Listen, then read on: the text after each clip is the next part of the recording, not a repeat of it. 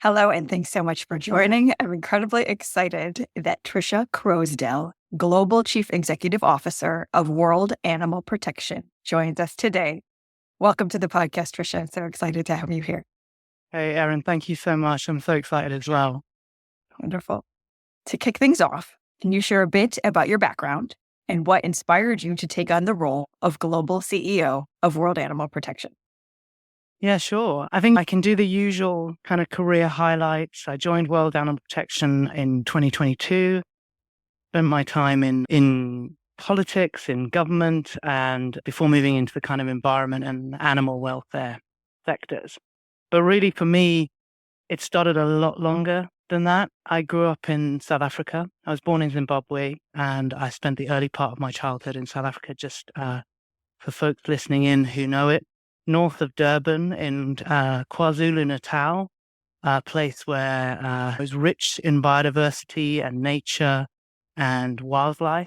And I think for me, that early stages of your life when you spend it and you see wildlife in the wild, just roaming around, it has a transformational effect on you. And I think it's never left me. And so I think I knew all the way through my career to this point that I would end up working with animals in some way, shape, or form. And so when the opportunity arose to take on the role, I just jumped at it, really.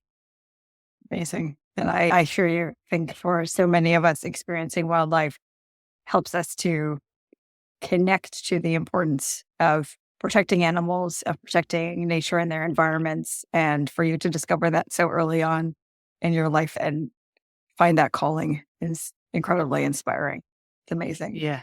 Yeah. I think for me, I just think that you can make a change as an individual, and small amounts of people can change the world. You don't need entire sort of millions and millions, although that helped. But so for me, it's been a kind of a journey to this point that has really allowed me to evaluate what is important in my life. And I feel like I am finally in the position where I'm doing a job that I care deeply about, that speaks very much to my values and my passion, but it also speaks to that kind of like global change and that transformational change we need to make. And for me personally, that transformational change we need to make for animals, because we have to be their voice. And that's really where my kind of heart lies in doing this role and being part of the World Animal Protection family. Wonderful. And I absolutely hear you and agree.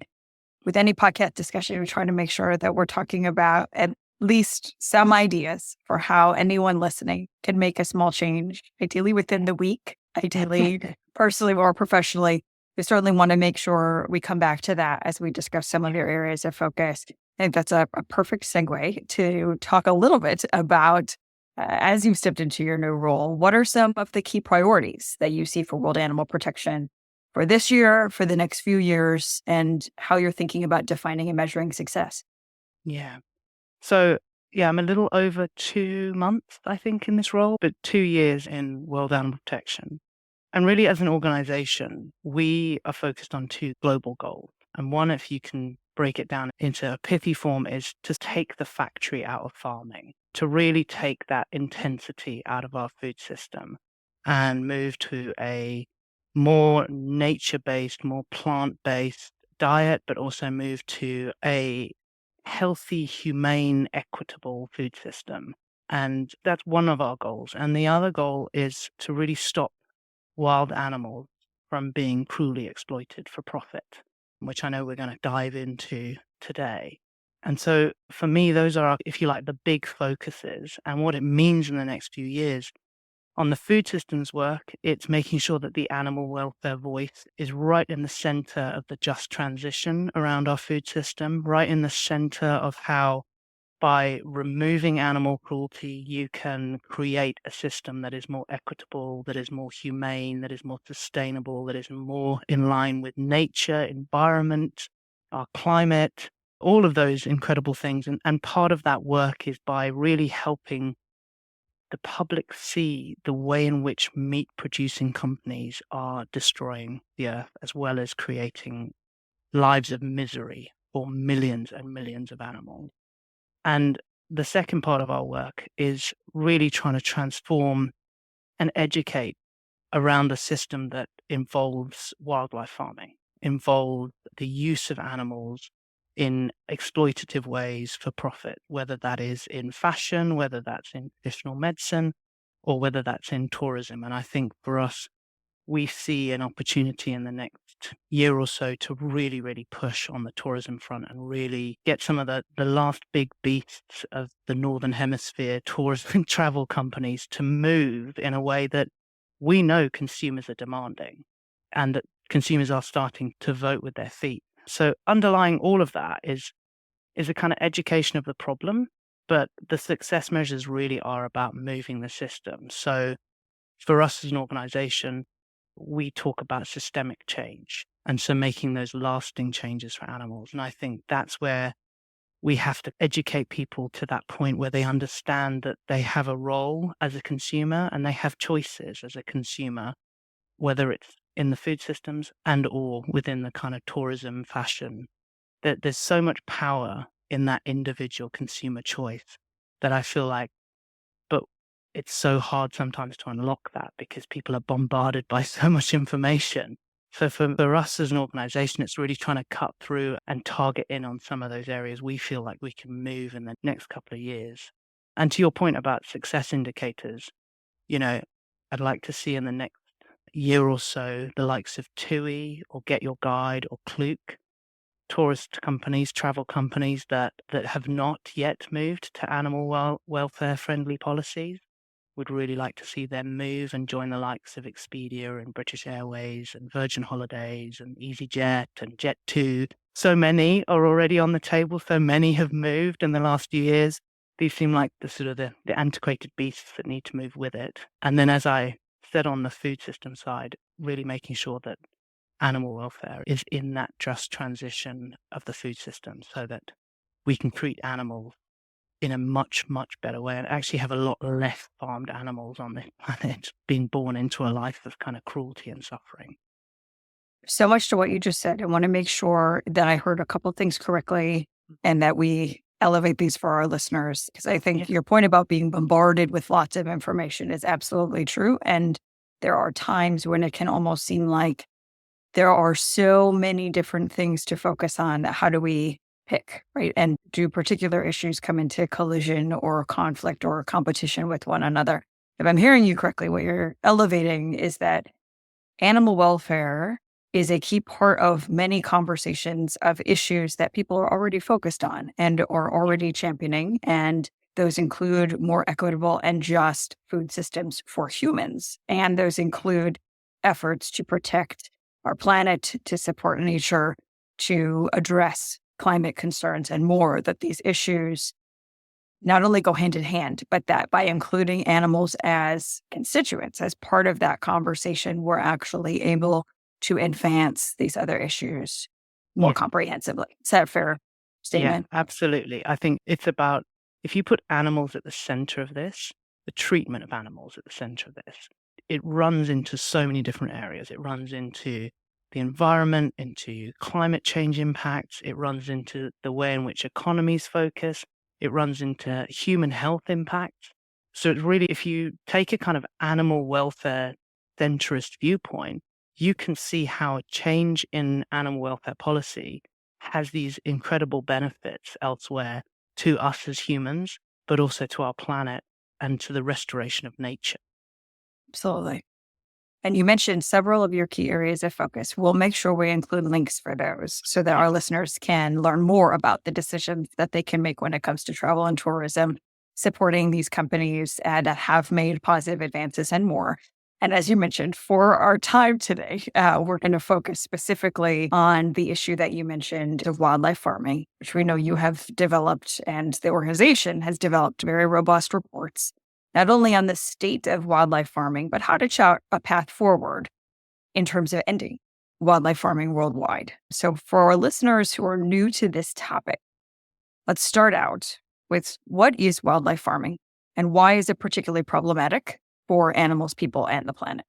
So wildlife farming is the breeding and raising of wild animals, usually to sell the animals or their parts or their products from them for profit. And as you said, World Animal Protection has done a number of reports and research into this.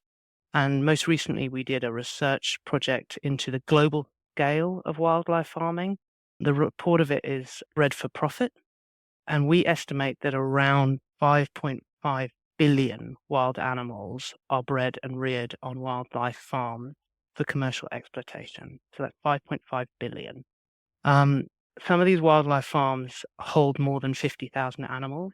However, the industry data is scarce, and governments weren't actually able to provide that requested data. And I suppose what was for us was expected, but an astonishing lack of transparency. And by a result, an inadequate monitoring across the industry, which is deeply unsettling to us. The things to consider about wildlife and keeping wild animals in a kind of farm system is that they can suffer from disease, malnourishment, stress-induced behavior. We saw signs in our research of cannibalism, physical abnormalities caused by inbreeding, and premature death. And even in well-managed facilities, higher volumes of animals, the focus was on profit, not on wild animal welfare. And I think there's three key areas to this that are problematic. And they are public health, they're the argument around wildlife conservation, and about biodiversity loss. So if I take public health to begin with, these wild animals are in highly stressful, highly unnatural, and poorly regulated conditions. And what that means, if we put any kind of animal in close quarters, in cramped, unsanitary conditions, it creates this ideal environment that is a breeding ground for disease. And it's when these unknown or new disease kind of jump to humans, you see catastrophic effects. And zoonotic disease outbreaks have thought to cause 2 million human deaths every year, and they're responsible for significantly more human illness. Of the zoonotic diseases in the human population that have come about since 1940 to 2004, 72% of them were from wildlife in origin.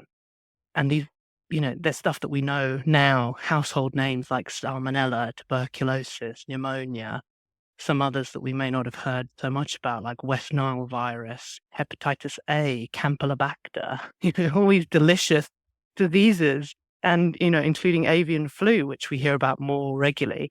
These are just some of the diseases that have been spread from wildlife to people. So it has a significant impact. It's not just something that's unseen.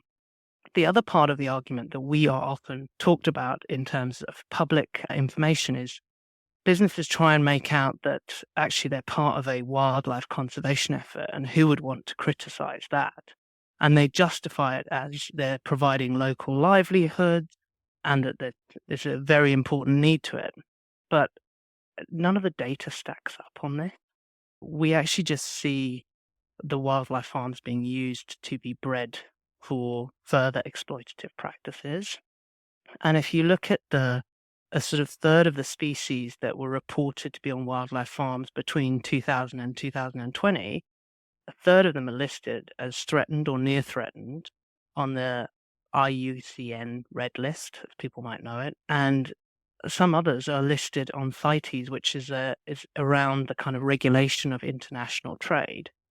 And so what I'd say to your listeners is, while a lot of wildlife trade is still legal, this kind of breeding and wildlife farm has been known to lead to demand and fueling of products that would otherwise not be known about. And it also gives opportunity for people to use that kind of like legal route to pass illegal products and launder those kind of products through those legal trade routes.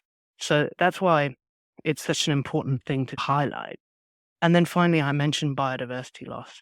There's countless species that are being decimated by the wildlife trade: elephants, rhinos, pangolins. And when you overexploit any animal or plant, it disrupts the balance of our ecosystem.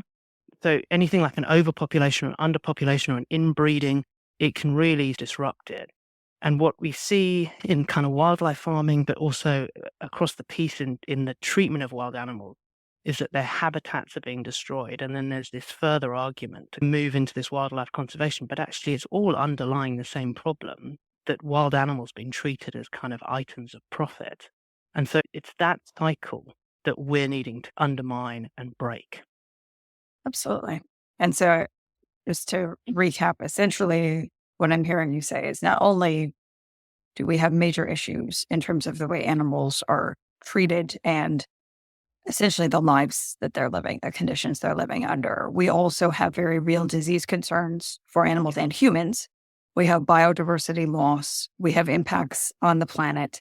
So when we come back to the first point that you made in terms of the issues for human beings, in terms of just and equitable systems, in terms of the impact on the planet, in terms of climate, that these spaces are directly related, and that the lack of transparency, the lack of reporting has led to a situation where many industry players may speak to conservation, but when you dig into your own data, when you investigate the practices that are actually being followed, and the lack of transparency around the space certainly plays a key role here, that essentially there are innumerable problems, as you just mentioned, and very few, if any, benefits when it comes to conservation. Is that Yeah.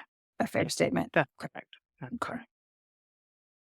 So when we first kicked off the discussion, you mentioned a few different examples, but just to delve into these more directly, when we think about taking it a step further and the actual industries involved, how does wildlife farming supply industries, including the pet trade, tourism, traditional Asian medicine, and fashion? Yeah. So, as we said in our report, we've estimated that there's 5.5 billion wild animals currently being farmed globally, and that this is a kind of best conservative estimate based on the industry's lack of available data.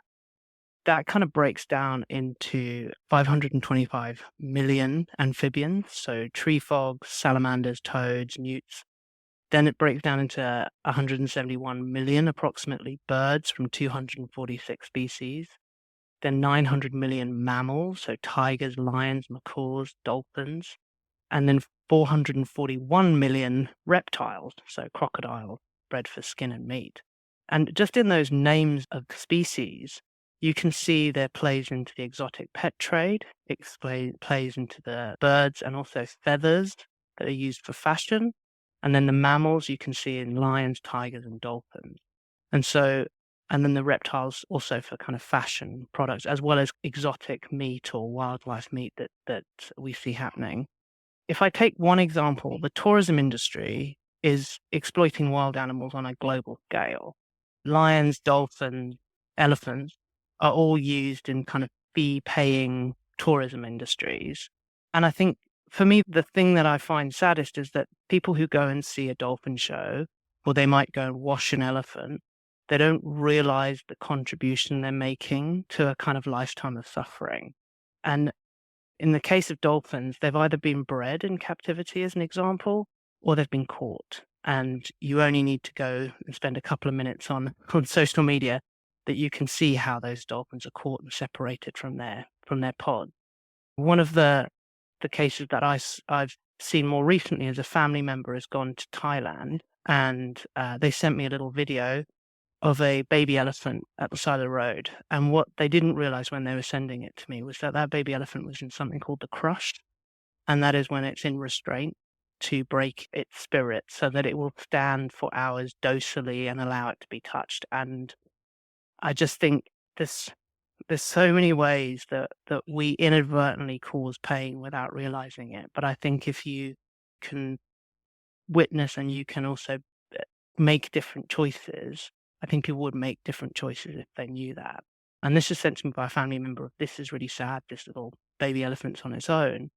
But actually, they didn't really realize what they were witnessing. And it was only through watching it, it's heartbreaking. And I think that's where those industries are playing into these things where they're using animals in a way that is not, it's just not right. I don't know a different way to say it, to be honest. It's just not right. And we see the same maybe with animals that some people find less friendly, crocodiles and such. They're being bred in farms to become product, to become fashion items. And I just think that we're living in a world now where you can make different choices. And I think that's really where I think the kind of education piece is, that there are these industries that are still profiting and driving to some extent the demand for such kind of products or such sort of experiences. Yeah, thank you so much for sharing those examples. And I've talked a little bit about this before. I just want to say this out loud again for our listeners who may be listening and realizing that there are things that they have chosen to do that fall in these categories and that would be harmful, or supporting practices that are harmful to the animal, because that can be a very difficult realization to come to. And I don't like talking about this. It causes me pain every time, but I talk about it to try to ease that process for other people. I have a degree in animal welfare, and I am someone that at one time rode an elephant and swam with a dolphin and was certainly not always vegan, had very few dietary restrictions. But I want to say at one point I was served alligator at a very young age. There are things that we experience, whether as children or adults, and we may even be someone that gravitates toward animals. And that's why we wanted to see an animal while on vacation or engage in a particular activity, and we don't know what has gone into that animal's suffering. And we can't change the past, right? But we can't let the past continue to remain part of our decision making if we can take a look at the problems and if we can change course. Myself, it's very difficult to talk about riding an elephant because I was in an age where, on some level, I knew that this elephant is not in the wild, right? This elephant is not in an environment that we would normally find an animal experiencing positive welfare. And I talk about it so that as we include links for others in terms of being empowered to make choices while traveling, being empowered to make choices on a day-to-day basis in terms of the companies we support.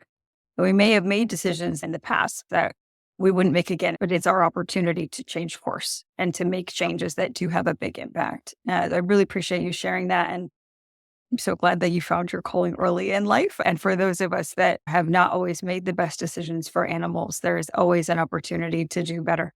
And this is an opportunity for us to talk about some spaces. I think there's very little transparency in some cases. There's little understanding in terms of the animals in supply chains and the production environments that you're talking about. But I hope that our listeners, no matter what their past experiences are, can look at this as an opportunity to make different choices moving forward. Absolutely. I think, and Erin, thank you for sharing it, because I think we've all got those experiences. When I was a lot younger, there used to be a dolphin show in Durban. That doesn't exist any longer, and it doesn't, well, I don't know if it doesn't exist in Durban, but it doesn't exist in the UK. And I remember going to it and thinking, it was kind of entertaining, but it's also reflecting back now how weird and strange and sad. And I now know so much more about dolphins in captivity. I think there's always that chance for it to be a lesson. And I think actually you talking about it and other people talking about their experiences, not as a way of blaming ourselves, but as a way of what we know now. And I think that's where we need to be. We need to be much more positive about everyone is moving on their own journey. And what you know now can make a difference in the future. And I think sometimes those things that we experience when we're younger or we take part in, and then we realize, actually, I don't feel that comfortable about it now. Actually, those are the kind of lessons in life that are so beneficial. And I think for most people outside of our world who don't spend hours thinking about animal welfare, you are sold things in a way that you may not realize. We've seen it. If I can take TUI as an example, as a travel company, the way in which they sell their dolphin experiences at the moment, it's like once in a lifetime, tick it off your bucket list, you'll never forget it. They sell you this idea of fun and entertainment, and you're on holiday with your family, and wouldn't the kids love it? And like you say, I was obsessed by animals as a kid. I always wanted to go and see them. You didn't necessarily know whether you were in the right attraction or the right place. But you need to also just remember that as a consumer, you're also being sold certain things based on guilt, on family, on love, on all of these things. But it's just trying to look beneath the surface, particularly when it comes to animal experiences. Just really look and see and think, if it isn't in a natural environment, if it isn't behaving in a natural way, make a different choice. That's the opportunity you have today. Absolutely agree. And I'm glad that we'll share some resources to help empower listeners with that decision. I think one key part of what you're describing is the planning aspect. So being able to make decisions in advance, to do that digging under the hood in advance, as opposed to in the moment, helps to reduce some of those pressures as well. And we can talk more about strategies, but absolutely that focusing on the natural environment is a good, helpful way to filter through those opportunities. Absolutely. So when we think about these spaces, was there anything you wanted to address before we move on? We talked about the pet trade and tourism a bit. I think your report also digs into traditional Asian medicine and fashion. I think on those, we're working in that space in traditional medicine to try and offer alternatives to the industry, to offer non-animal product alternatives. And likewise, we're very involved with the likes of Collective Fashion Justice, and London Fashion Week earlier this year announced the no use of fur on the runway, which I know we've been trying for a long time, and it's the first of the big fashion week that has announced it. And now we move on to no feather, no skins. We keep iterating until we have an animal product free fashion week, and not just for London, but for all the other kind of fashion weeks. So all of these, especially things like the fashion industry, if you see it on one of the runways, the likelihood is it kind of filters down into commercial stops on your high street. So that's where we try and play at the area or focus on the area where we'll have the most effect because of the ripple down that it might happen. But they're all, to some extent, still involved in that kind of wildlife farming and the farming of animals for product. But I think we'll probably get into it further down. Well, when you think about the involvement you just mentioned, what do you see as key steps and collaborations needed to end wildlife farming worldwide? So as an organization, next year, World Animal Protection will be 75 years old. And it's been in many guises. Some people might know it as WISPA, the World Society for Prevention of Cruelty to Animals, before we became World Animal Protection. What we've always done is work with partners, and that's part of the success. We cannot do this alone. Our heritage is around building partnerships. It's about building coalitions and really focusing on where the kind of lasting systemic change is. So we're always looking to work with others who share our values, who want to raise the profile of animal welfare. And really our initiatives are, like a lot of organizations would expect us to be, a lot of your listeners would expect to be, it's about evidence-based research. It's about getting the public to mobilize on our behalf. And then it's about using our leadership with stakeholders to really engage and be that voice for animals. We often say that inside the organization, being the voice, but it's really important that we give those voice. Part of our work is around that public mobilization piece. And I think that's where I think your listeners can be so important and so vital for us. We have engaged millions of individuals around the world, governments, organizations, corporations, all to champion animal welfare. And as an organization, we've got offices also around the world. We're located in China, we're located in Brazil, we've got quite a number in North America and Europe, as well as Africa and Australia. But there's still so much to do. There's never, even coming up to our 75th anniversary, there's still so much to do. And we really look at how we leverage our partnerships and our support to target government, in particular governments, because particularly in this area of wildlife farming, which is so poorly regulated, there's so much pressure on the consumer, as we've just discussed, to make the right choices. But actually, you could take it a step backwards. And by advocating for better legislation, and you get governments to introduce the regulations that the private sector follows, and you could actually see a phase out of wildlife farming. And in phasing that out, equally important to support to kind of alternative livelihoods for those communities that do wildlife farm. And so, yeah, that's really where our kind of heart is in those partnerships, in those kind of collaborations, so that we can be an elevated voice, a voice of millions of people rather than just a voice on our own. I think it's so much more powerful when people come together to request, fight, challenge for collective change, particularly in this space where you're doing something where there isn't a voice. If we humans don't raise the cry, it's not going to happen. So that's really where at the heart of our organization lies.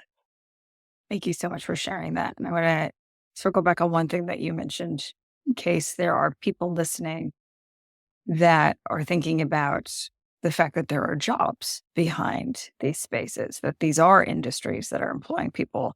And what I'm hearing you say is that as you collaborated, particularly with governments, working through plans for transition of roles for those who would be working in wildlife farming and would therefore need a shift in roles that would need their own livelihoods addressed as part of those strategies is part of the comprehensive work that you're doing and is part of the benefit of collaborating with governments directly. Is that a fair summary? Yes, and I think that it's also to make sure that governments have that feeling of pressure, that it is also theirs to find a solution. Because I think, particularly in the kind of non-governmental world or in the charity world, we can feel like we need to find all of the solutions. And actually what we need to do is work with governments and work with regulators so that the solutions are theirs. Yeah, I can give you an example. We're working with the Rajasthani government at the moment on a place called Amir Fort, which is where there's around 80 elephants that are kept in quite horrific conditions and that tourists go and ride these elephants. Now, we could jump in and say, we're going to do this, this, this, and this. But actually part of being a responsible organization that wants systemic change is to make sure that those solutions come locally and that those solutions are also sustained by government intervention and that the government feel that there is a responsibility on them to find the exit strategy for the owners of those elephants, who are often individuals who simply own the elephant and they make money through riding it. We're an animal welfare charity. We are not an alternative livelihoods charity, but we are there to support people as they transition away from these industries. But we support them in terms of the pressure that we put on government to find the alternatives. And there are always alternatives, but it's so easy sometimes to just to try and find the ultimate solution that wraps it all up today. Whereas actually, when you're looking at systemic change, it takes a long time, but it's trying to stop more elephants from entering this arena and having a plan for them to exit. Absolutely. And an ongoing living plan, right? That you're Yeah. continually evaluating progress and evolving and adapting as needed. Absolutely. Yeah. And that you don't have that cycle where people step out of the industry and then step back in somewhere else. So it's making sure that there is a long-term plan, particularly around some of these kind of key areas that we're working in. Makes perfect sense. Thank you. Before we continue, I just want to make sure if there are any other success efforts that you wanted to highlight. These are incredibly inspiring examples, including tourism and fashion. And there were a number of different incredibly inspiring examples in the reports in terms of the ongoing work and in terms of partnering with governments at various levels. Are there any other examples that you hold dear when you look at the successes to date? So many. But yeah, let me give you, I've got a couple of more if you'll indulge me. Yeah. I think we spoke about elephants in India, but actually we've also been working with the Thai government around a draft elephant protection bill, and ourselves, along with other NGOs, have offered a kind of version of the bill to the Thai government that would bring in a breeding ban for elephants for commercial and entertainment purposes. And as I alluded to earlier, the kind of brutal training practices that get them to perform in such ways.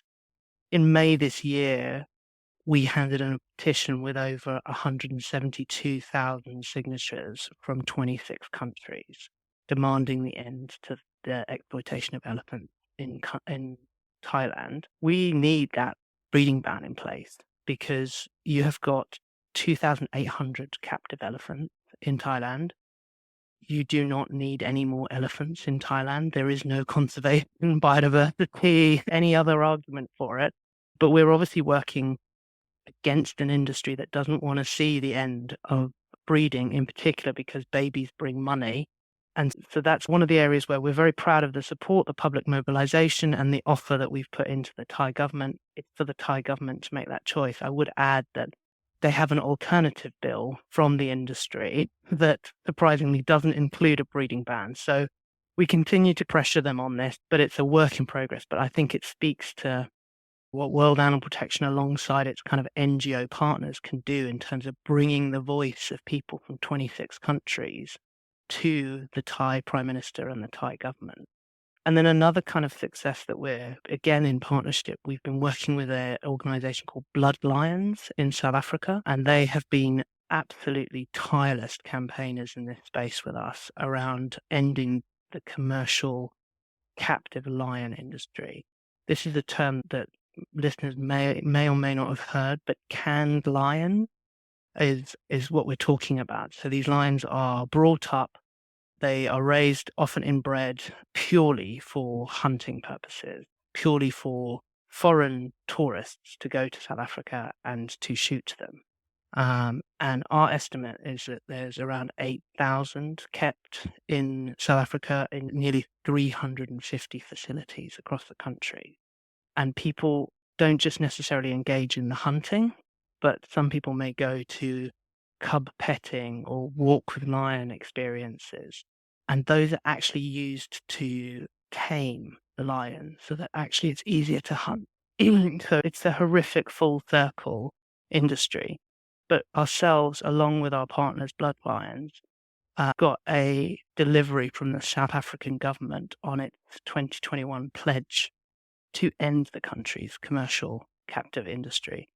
We've been part of the ministerial task force, working out how a voluntary exit scheme would work for people involved in this. And actually in March this year, they released their report and confirmed that they are going to end this industry. So it's a first step along a kind of long journey as to how these lion breeding facilities need to be closed down, and also what would happen to those lions.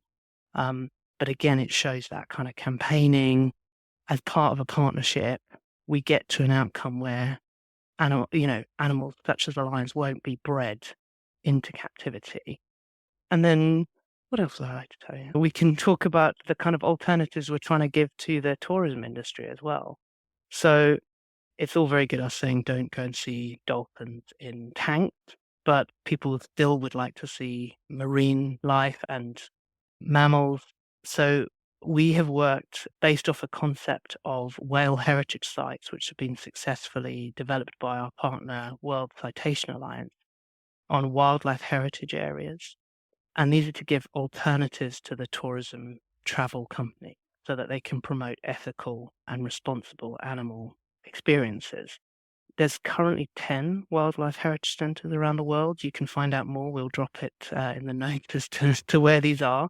The criteria for a sort of designated area is really, really robust, and it's transparent so people can see and be reassured that the destinations are meeting the kind of highest standards of animal welfare.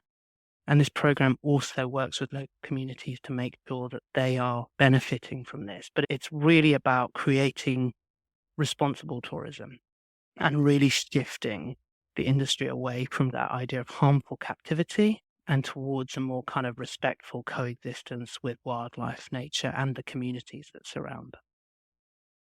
Thank you so much for walking through those examples. It's clear that, to your earlier point, there's always more work to do. That with each success, there's more to build on that. When we think about taking things further, what do you see as key areas for World Animal Protection and other organizations to collaborate to build on these successes, particularly in terms of advancing wildlife farming bans? And for instance, as you're talking about these examples, one question that comes to mind for me is what role do technology companies and other platforms play? We've talked a little bit about some tourism examples. When we think about role that photos play, right, in many tourism experiences, I can think about any number of different collaborators. I know we've got some examples of successful collaborations to date. We'd just love to hear your thoughts on how do we take things further, including additional types of organizations and collaborations. Yeah, I think that's the kind of ongoing challenge, isn't it? The ongoing challenge for us is always seeking those partnerships that we can build out. As I've said, public mobilization helps us incredibly in terms of moving governments in the right way and sort of shifting the way in which industries work so that they are either removing cruel animal practices or they're moving to more kind of ethical ways. You mentioned technology, and I think for us, we watch that technological advanced space very closely, always looking and trying to promote the kind of non-animal alternatives. As I mentioned, our work in traditional medicine has all been about working with practitioners in China to understand the issues and to then work with others to offer alternatives, whether that's synthetically derived or more of a kind of herbal engineered substitute. I think there are things we can do in the tourism industry that perhaps you aren't able to go and see animals in the wildest of wildlife experiences in their most natural of habitats. But there are things like virtual reality experiences where you can walk through them. And I think if I was growing up now, as a kid, I'd be mesmerized by going and having some VR experience where I can be around animals. I think in terms of the illegal kind of activity associated with wildlife farms, there's a lot of surveillance and enforcement techniques that we watch and use, particularly around species identification. That's been very helpful. We also use methods to distinguish between wild and captive lions, testing to try and catch up with a kind of lion bone trade that there is. And then over the last couple of decades, World Animal Protection, along with other NGOs, has been integral in the microchipping of bears in Vietnam, something that is very prevalent in other countries around domesticated animals, but it's actually very useful in that trade to make sure that there aren't new entries into the bear bile farming world. And then we also use social listening techniques, image recognition software, particularly to gain insight where we think that wildlife exploitation is happening. And then, as you mentioned, social media. There's so much going on in that space that we are part of coalitions working on, where we are looking at how that social media is a tool for information, both good and bad, can be utilized, but also as a tool for education, particularly around selfies with animals and things like that. And then we also collaborate with celebrities where possible as well to try and dispel some of the Instagram unreality that is, is shown to people that they want to do, but actually try and get people and influencers to speak about the experience that they're actually having. So it's a kind of melting pot of a number of areas for us. So that focused on different decisions to be made, right? And steps in each of these processes. Absolutely. Yeah.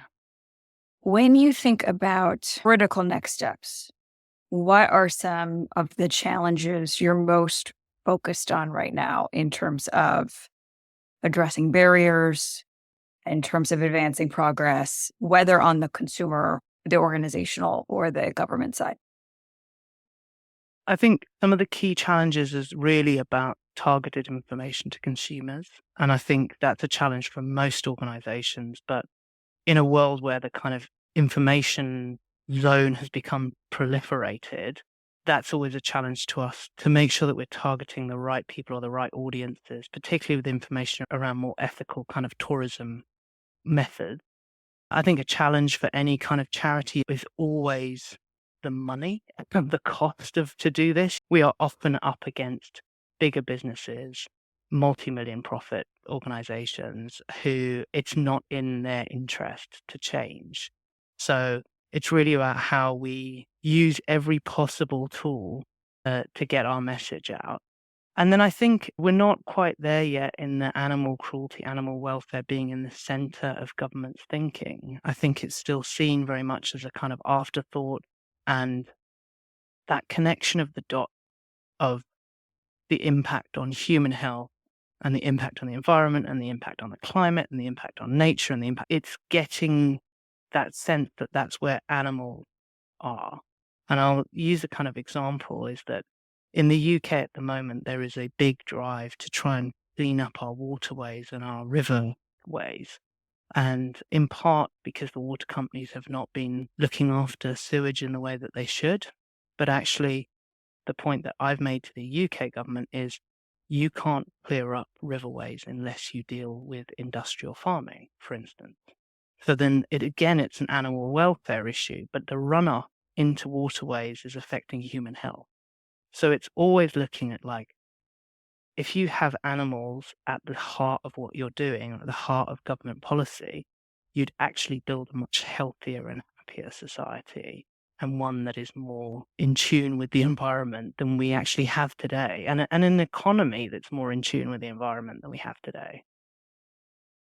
Absolutely agree. And I think circling back on some of the points you had raised earlier in our discussion, when we think about bringing animals to that conversation, the benefits are innumerable for people and Yeah. for ecosystems and for biodiversity, right? And these conversations may involve broadening the stakeholders in the sense that animals are not necessarily part of the conversation today. But by doing so, we help people and we help nature and we help address climate issues and we help in any number of different ways that are already top of mind and areas of focus. So they're not in competition. They are Yes. aligned. Yes. Absolutely. And I think it's definitely tricky when you work in animal welfare. You feel sometimes if you're not leading with the animal issue, that somehow you're failing. But actually, often in these spaces, particularly the ones that I'm in and folks in World Animal Protection are in, we're talking about different issues. We might be talking about antimicrobial resistance on human health, but actually what we're really talking about at the end of the day is animals. And it's just getting comfortable with being in those spaces and knowing who you represent, knowing the constituent that you represent, but that you might be talking about different issues around climate change or around habitat loss. But all of it, at the center of it, is really about making a difference for animals across the globe. Absolutely. So we mentioned from the beginning that we would talk about some tips for those listening, particularly when we think about those making day-to-day decisions. Yeah. How can listeners ensure they make more compassionate choices related to pets, travel, traditional Asian medicine, and fashion? Getting back to our 4 examples from earlier. Yeah. So I think the simplest way is to refuse to buy products that are made of wild animal parts, whether that's medicine, clothing, fashion. And where you see brands or companies that are promoting these items, you should shun them. And where you aren't sure whether an item comes from or what it is made of, educate yourself. Ask those questions. Be that person that's in the shop going, but what is it? What is it? What is it? There are humane, sustainable alternatives available. You do not need to go down that route of purchasing crocodile skin or kangaroo skin or anything like that. There's absolutely no need in this world. And if anything, the alternatives are better, in my personal opinion. The same goes for kind of any wild animal being kept as a pet. If it hasn't been domesticated over the last 2,000 years, i.e. a cat or a dog, it probably shouldn't be in your home. So really looking at your decision as a fueler of a bigger issue. So you may be fascinated by reptiles, amphibians, but know that that is driving them either being taken from the wild or being intensely bred to be provided to you through the likes of Pets at Home or similar kind of places. And then with travel and tourism, it's really, I suppose, our kind of general rule is if you can hug it, ride it, touch it, wash it, take a photo up close with a wild animal, the chances are that animal suffered in order to do it. If you are standing with a mega beast like an elephant and it is not moving away from you, something is wrong. That elephant has been trained in the most brutal ways to do that. And it knows that if it walks away, there'll be consequences. So it's just being aware of really what might look like a great experience just isn't. It's a lifetime of cruelty. And so really urge, if you can't afford or you can't see animals in the wild, go on your favorite streaming service, watch some incredible documentary instead, but just don't go and engage in the practices that involve fueling that industry. And as much as people want to touch and be close to animals, knowing that wild animals are meant to be wild and further away from us, There's a whole range of issues. Just really taking that time to consider those experiences. And if you find yourself in that experience, you somehow have ended up at the dolphin show or at the elephant washing venue, just walk away. Walk away and use it as a point of education. Just if it happens and you end up there, then just use it as a life lesson. No judgment on you, and just know that there's a chance to do something different and become an advocate for a different way of seeing animals. I know we are almost out of time. I can imagine some of our listeners hearing this and saying, well, what about zoos? Well, what about aquariums? Do you have any kind of high level practices or guidelines that you in World Animal Protection advise in those capacities? Yeah, I think come and check out our website because there is more advice on there around those areas. And it really does depend on the ownership, the running of. I wouldn't want to give a kind of blanket no to all of those because there are some that are doing incredible work in conservation terms elsewhere in the world. But I think just come and check out worldanimalprotection.org's website for further information. I think, as we spoke about earlier, especially if you've got kids who are interested in animals, taking them to the zoo is probably one of the ways that they're very keen to see it. But just be aware that not all captive facilities are built the same. From us at World Animal Protection, we would prefer all animals to be seen in the wild, not in any captive circumstances. But there are sanctuaries out there that are doing great work and that they are offering a life for particularly elephants and the like that they wouldn't get that life without it. So it's just really just looking at who is owning it and the kind of the other partners they've got in that space. And actually, in the case of some of our elephant sanctuaries that we support in Thailand, they'll have consumer choice awards from TripAdvisor, or they'll have our logo on them. You can look for those and have a level reassurance there. An additional certification or essentially endorsement. Yes. Yes. And thank you for walking through those examples. In addition to your website, where else can listeners go to learn more about you at World Animal Protection and your impactful work? So we're in the usual spaces. We're on LinkedIn, we're on TikTok, we're on X, although we put more of our content on LinkedIn nowadays. We're on Facebook and obviously on our website. So yeah, you can follow me on LinkedIn. It's Tricia Croasdell. And I often post about these issues. I post important reports from not just ourselves, but from other organizations. So you can see the latest in animal welfare issues as seen from me. Fantastic. Well, thank you so much. This has been an inspiring and powerful conversation. We will make sure that the links to these resources are included along with this episode. And I hope we could set up another time to talk about the issues that you mentioned from the beginning, because I know there's so much more to explore. Really appreciate you taking the time today. Oh, Erin, thank you so much. And thanks so much to your listeners. Thank you, Tricia. We're excited to see the responses and really appreciate you taking the time to share all of your insights with us. Thank you. Thanks so much for joining this episode of the Compassionate and Beneficial Living podcast. Please follow, subscribe, share your comments, share with others, and let us know what topics you'd like to hear covered next.